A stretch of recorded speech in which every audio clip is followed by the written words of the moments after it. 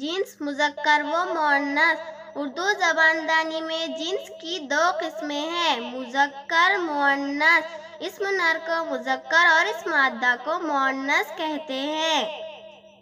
شوہر بیوی، خادم خادمہ، نوکر نوکرانی، بیٹا بیٹی، شاعر شاعرہ، شہزادہ شہزادی، بادشاہ ملکہ، بندہ بندی، معلم معلمہ، محترم محترمہ، مرد عورت،